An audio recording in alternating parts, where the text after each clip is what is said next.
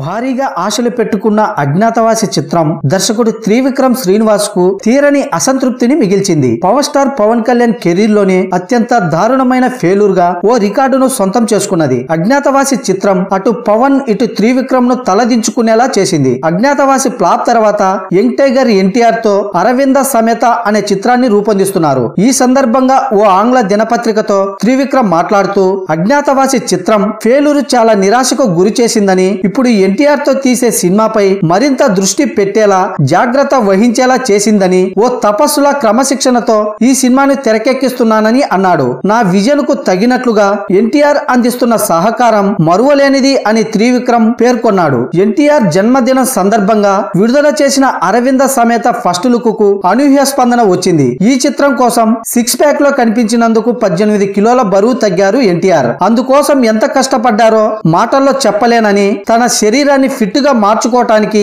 ఎన్టీఆర్ చాలా కఠినమైన ఆహార నిబంధనలు పాటించారని త్రివిక్రమ్ వెల్లడించారు. ఫిజిక్స్ కోసం ఎన్టీఆర్ చూపిన కమిట్మెంట్ అద్భుతం. అరవింద సమేత చిత్రంలో అతని క్యారెక్టర్ సూపర్ గా ఉంటుంది. కొత్తగా కనిపించడానికి అతను పడిన కష్టం, చూపిన అంకిత భావం నిజంగా గ్రేట్ అని త్రివిక్రమ్ ఒక్క మార్కులో పేర్కొన్నారు. ఫిట్ గా కనిపించేందుకు ఎన్టీఆర్ ఆహారం తినకుండా రోజుకు 15 లీటర్ల నీరు తాగేవారు. కొన్నిసార్లు కేవలం 2 లీటర్లు నీళ్లు మాత్రమే తాగాల్సి వచ్చేది. అలాంటి సమయంలో ఎలాంటి కష్టాన్నైనా ఎన్టీఆర్ వెనుకాడలేదు అంటూ త్రివిక్రమ్ ప్రశంసల వర్షం కురిపించారు.